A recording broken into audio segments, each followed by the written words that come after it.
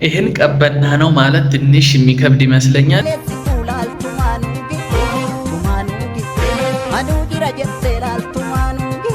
ግን ትክክለኛው የቀበና እይታ የቱ ነው የሚለውን ዛሬ ነግራቸዋል። የተጋነነ ሶሻል ሚዲያ ላይ የቀረበው ከውጭዎች ጋር እያቀናበሩ ምናምን ሳይሆን አዲስ አበባ ቀበና ወንዝ ላይ እንገኛለን። ትክክለኛ የቀበናን እውነተኛ የአሁን ገጽታ አሁን አሳያችኋል።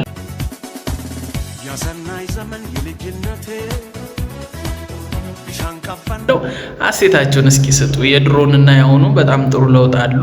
ህፃናት ከወላጆቻቸው እንዲሁም ደግሞ አዛውንት ከልጆቻቸው ጋር መተው የህዝብ መዝናኛ ሆኗል። ብዙ ሰዎች እየጎበኙት ነው። ቀበና ሌላ ታሪክ ሆኗል እየተባለ ነው።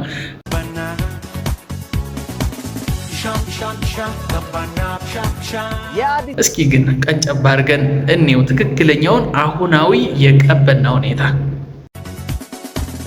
ያሰናይ ዘመን የልጅነቴ ሻንቀበና ነው መሰረቴ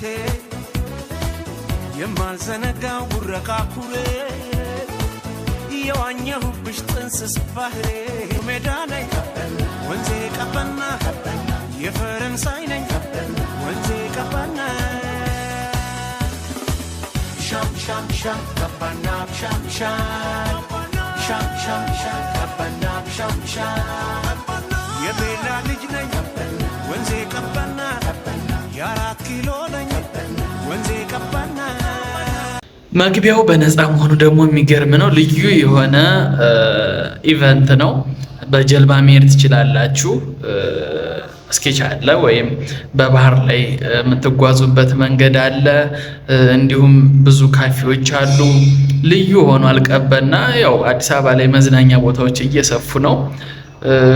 እንግዲህ መዝናናት ለምትወዱና መዝናናት ለምትፈልጉ ሰዎች ክፍት ሆኗል ማለት ነው። ሄዳችሁ መጎብኘት ማየት ትችላላችሁ።